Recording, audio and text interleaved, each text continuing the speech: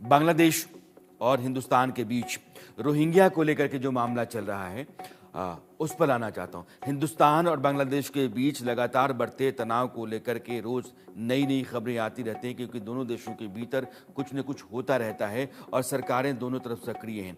भारत की सरकार हालात संभालने की कोशिश कर रही है और बांग्लादेश में मोहम्मद यूनुस की सरकार है वो हालात को बिगाड़ने की कोशिश कर रही है। मोहम्मद यूनुस की सरकार पाकिस्तान और चीन के हाथों की कठपुतली बन चुकी है और ख़बर ये है कि बांग्लादेश में जो म्यांमार से शरणार्थी बनकर के आए थे रोहिंग्याज, उनका इस्तेमाल आतंकवादी के तौर पर हिंदुस्तान के खिलाफ बांग्लादेश करना चाहता है और इसमें चीन और पाकिस्तान दोनों का हाथ है। यानी कि दोनों प्लेटफॉर्म दे रहे हैं, दोनों उस तरह की सहूलियत दे रहे हैं, सुविधा दे रहे हैं ताकि बांग्लादेश के भीतर उनके कैंप खोले जा सके, उनको ट्रेनिंग दी जा सके और ट्रेनिंग दे करके भारत के भीतर अस्थिरता पैदा की जाए या फिर यहाँ आतंकवादी वारदात को अंजाम दिया जाए। हिंदुस्तान की संसद से लेकर के जम्मू कश्मीर तक रोहिंग्याज चर्चा में है। बांग्लादेश को लेकर के जो चौंका देने वाली जानकारी है वो यही है कि रोहिंग्या शरणार्थियों को आतंकवादी बना करके बांग्लादेश हिंदुस्तान के भीतर भेजने की तैयारी में है। वो जो कैंप है उस कैंप के भीतर बांग्लादेश में उन कैंप्स में आतंकवादी या उग्रवादी तैयार किए जाते हैं जो म्यांमार में जाते हैं। आपको पता है कि रोहिंग्या जो हैं वो म्यांमार के हैं। रखाइन एक सूबा है, उस रखाइन सूबे में एक बड़ी आबादी रहती थी जिसको रोहिंग्याज कहा जाता था। ये मुसलमान हैं और म्यांमार क्या है, बौद्ध बहुल देश है जिसको पहले हम बर्मा कहते थे। तो बहुत बौद्ध बहुल देश की जो आर्मी थी उसने रोहिंग्याज के ऊपर कहर बरपाया, वहाँ से भागे, वो बांग्लादेश में आए, बड़ी तादाद में बांग्लादेश में हैं। हिंदुस्तान के भीतर बिहार, बंगाल, असम से वो दाखिल हुए और फिर वो उत्तर प्रदेश, दिल्ली, मुंबई, जम्मू कश्मीर यहाँ तक चले गए हैं।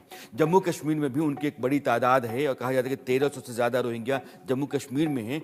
और फारूक अब्दुल्ला जो वहाँ के मुख्यमंत्री उमर अब्दुल्ला के पिता हैं, उन्होंने एक ताज़ा बयान दिया है कि अगर ये हमारे यहाँ रह रहे हैं तो इनको रोज़ी रोटी देना, इनके पानी, इनकी बिजली का बंदोबस्त करना हमारा काम है, क्योंकि इनको लेकर के भारत की सरकार आई है।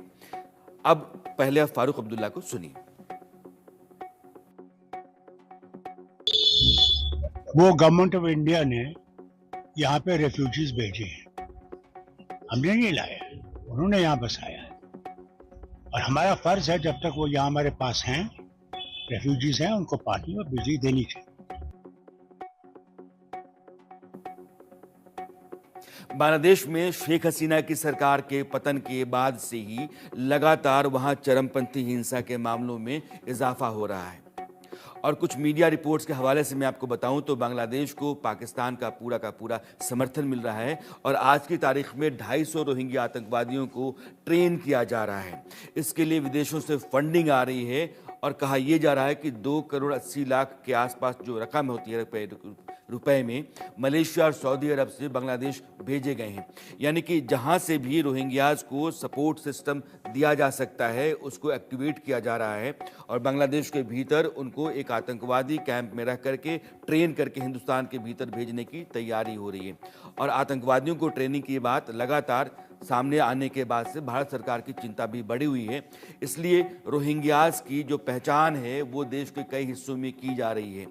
एनआईए ने कई अपने ऑपरेशंस में और अपनी इन्वेस्टिगेशन में ये माना है कि रोहिंग्या जो भारत के भीतर आ गए हैं वो हिंदुस्तान की शांति के लिए और यहाँ के लोगों के लिए खतरा हैं, अस्थिरता पैदा कर सकते हैं।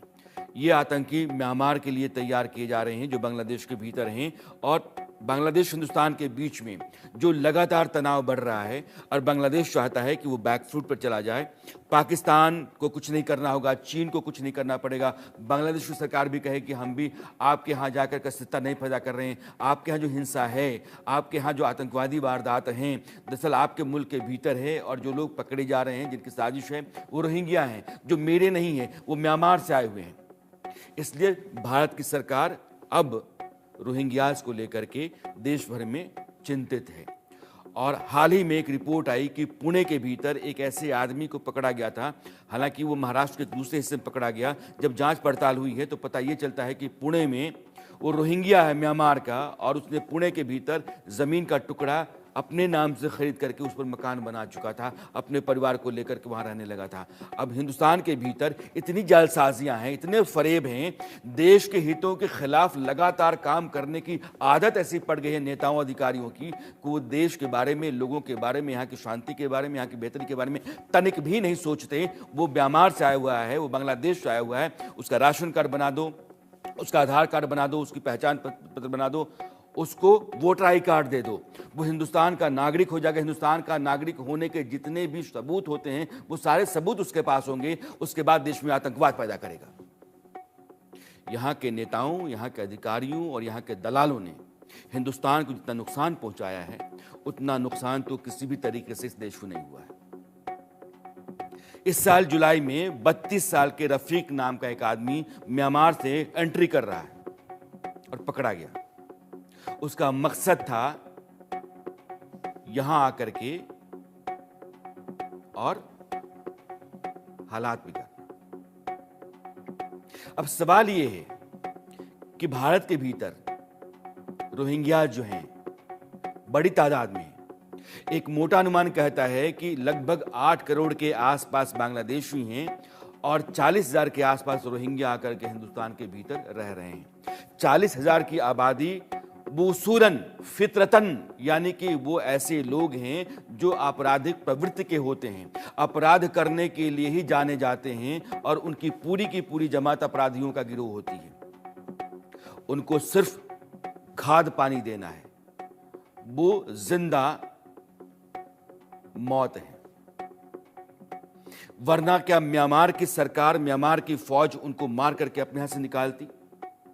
जिस रखाइन प्रोविंस में उनके पुरखे रहते रहे, जो देश उनका है, जिस देश की माटी में वो पैदा हुए, पले बढ़े, वहां से उनको उखाड़ करके फेंक दिया गया, उनका अपना देश उनको रखने को तैयार नहीं है। और हिंदुस्तान के भीतर 40,000 की तादाद में हैं और बांग्लादेश इस बात की तैयारी कर रहा है कि उसके यहां जितने भी हैं कैंप में, बांग्लादेश में 6 लाख से ज्यादा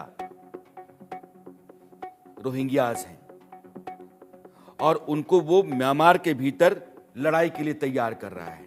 अब उसके पास हिंदुस्तान भी एक नया मोर्चा हो गया है। तो जो म्यांमार के में लड़ाई के लिए भेजे जाने वाले उग्रवादी, आतंकवादी तैयार हो रहे हैं, उनको हिंदुस्तान की तरफ भी भेजा जा सकता है और यही हो रहा है।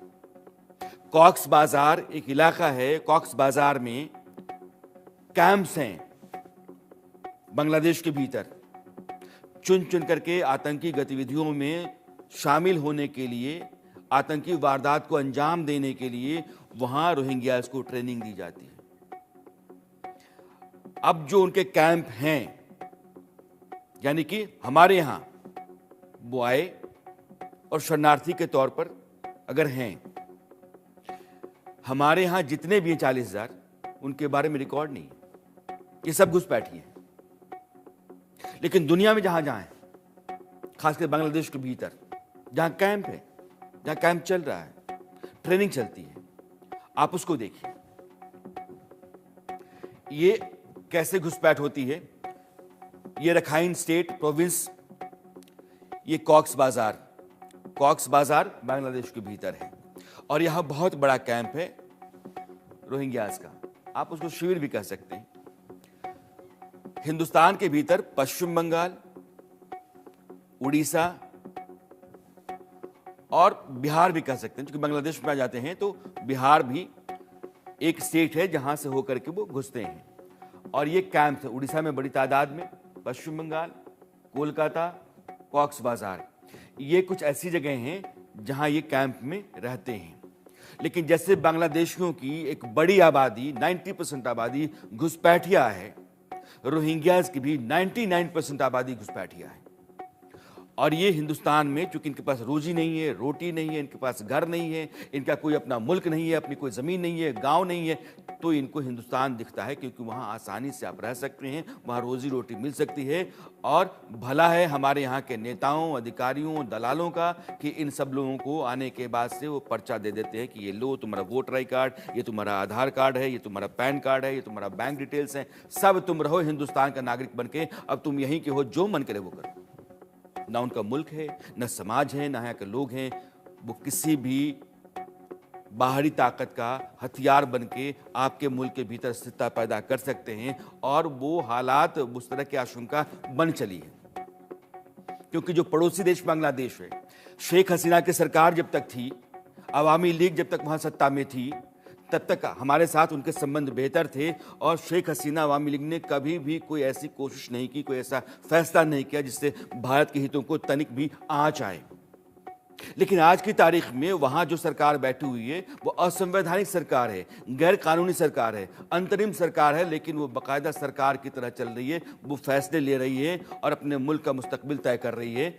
यूनुस की अगुवाई में, मोहम्मद यूनुस की अगुवाई में वो आदमी कठपुतली है अमेरिका की मौजूदा सरकार का, जो डेमोक्रेट्स की है, लेफ्ट ओरिएंटेशन का आदमी है। वो आदमी जो बांग्लादेश में चुनाव लड़ने के लिए पार्टी बनाया, चुनाव लड़ा, लेकिन उसको कोई जमीन हासिल नहीं हुई।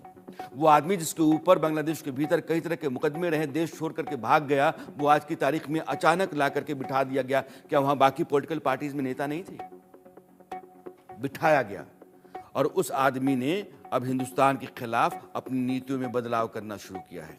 तो वहां जितनी भी पार्टियां हैं, चाहे बांग्लादेश नेशनलिस्ट पार्टी है, या फिर यह मौजूदा सरकार है, या जमात इस्लामी है, इन सभी दलों की जो मंशा रही है, इनका रवैया रहा है, वो हिंदुस्तान के खिलाफ रहा है। और आज हिंदुस्तान की फौज और हिंदुस्तान की जो पैरामिलिट्री फोर्स है, उन दोनों को बांग्लादेश से लगने वाली 4000 किलोमीटर की सीमा है, उसको पूरी तरीके से वैसे ही सील करना पड़ेगा जैसे हम पाकिस्तान के साथ लगने वाली सीमा और एलओसी पर सील करके बैठे हुए हैं कि उधर कोई भी हरकत होती है, एक जानवर भी चलता है तो गोली से मार करके उसको वहीं खत्म कर देते हैं। और बांग्लादेश से आने वाले हर आदमी के ऊपर ऐसी ही नजर रखनी पड़ेगी, चौकसी इतनी ही दुरुस्त रखनी पड़ेगी। वो पूरा से काम नहीं चलेगा कि सर पे पोटली लेकर के नदी पार करके, नाला पार करके और हिंदुस्तान में दाखिल हो गए। और हमारे बीएसएफ कहते ही जाने दो, कोई बात नहीं हो सकता है। एक का जाना जो है हिंदुस्तान के लिए एक खतरा है, दूसरा खतरा है। आप लाखों खतरों के साथ हिंदुस्तान के भीतर सलामत नहीं रह सकते हैं, इस बात को समझना होगा। अब सीरिया